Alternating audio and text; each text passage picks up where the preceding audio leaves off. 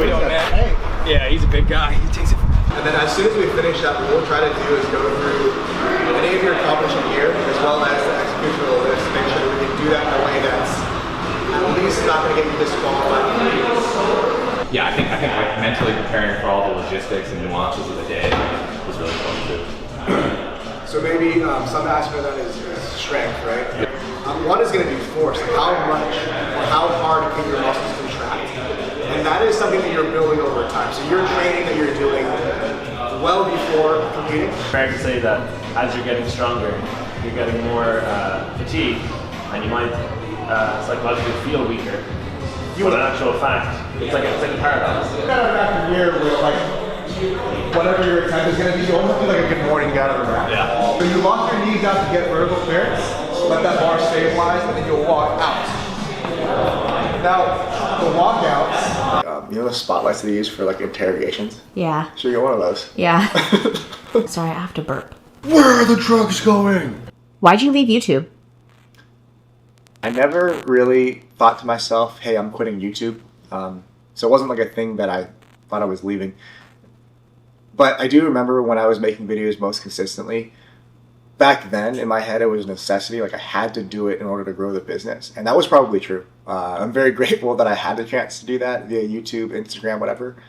But after some time, the coaching business got to a point where almost all my new business, my new clients were coming from existing or past clients who spoke highly enough of their experience with me that they were essentially doing that job for me, right? So I wasn't having to sell anymore. I wasn't having to advertise or really even be online. And when I got to that point where I didn't feel like I needed to be online, I kind of realized that making content was very intrusive into the rest of my life. I kind of felt like I was always carrying my camera. I was always trying to think of the next thing. And it wasn't something that I wanted to continue doing. What kind of content will you be posting? That's a great question. It's almost like we wrote these ourselves. Yeah, I mean, to the end of making sure that the whole thing is sustainable, you might have seen actually a little teaser clip on Instagram about the podcast I started recording. So as if the world needed another podcast, right? But I started recording a podcast here. I've got the first handful of hours already recorded, partly produced, so bear with me. I'm still trying to relearn all the stuff about video editing and production. But my hope is that by doing it in that format, for one, these are conversations with people that I would have wanted to do this anyway, even if I didn't film it. So that makes it something that I can consistently look forward to. And then in that format of the podcast, it allows me to make a lot of content out of, one day of filming. And then alongside or between that, I guess, I will probably be doing a little bit of the vlog type stuff, maybe a video structure like this where there's like little snippets of days or a day, training, what have you, and then some informational aspect toward the end or wherever in the video. I'm not really married to any of these ideas either, so if you guys have ideas or would like to see certain things from me, please let me know. I won't promise that I want to make every single one of them happen, but I definitely do appreciate any of your input there to help me keep things fresh and keep them interesting for you. What are you currently training for? At the moment, some combination of endurance and strength. You could say some bodybuilding mixed in there, like I don't want to look worse, but I would say top priority is strength. Next after that is endurance, and then last is going to be bodybuilding, aesthetics, what have you. I have my first real half marathon coming up, the SF half on July 27th. I ran a mock half late last year, but I was very injured during prep and then during the entire race. So just finishing that was kind of an exercise just in willpower, mental endurance, what have you. But I'm hoping that things continue to feel good during this race prep. I believe at the moment, at the time of filming, I'm like 7 weeks out. So all things go well. I hope to hit a pretty solid time at the SF half.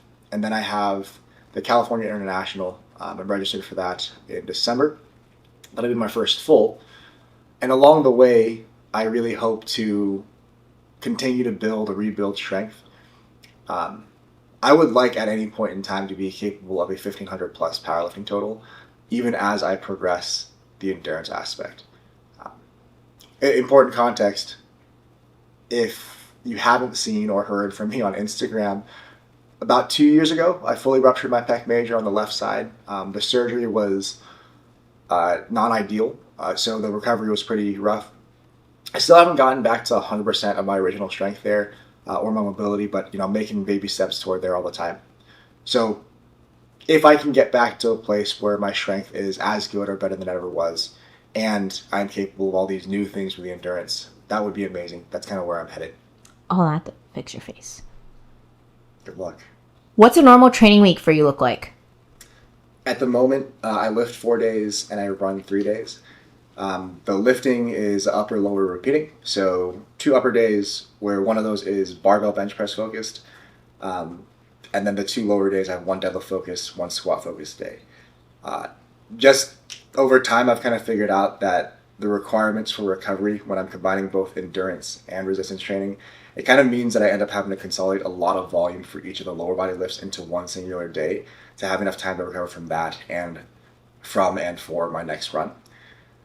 So that's been a little bit tricky, it's been a little bit tough, but I am grateful that I get the chance to have some variety in my training and still push myself pretty hard, kind of creeping along the strength gains. On the endurance front, those workouts vary kind of a lot depending on where I am in my race prep, but at the moment, I'll have long runs that are in the low double digits. Those are kind of longer, easier runs.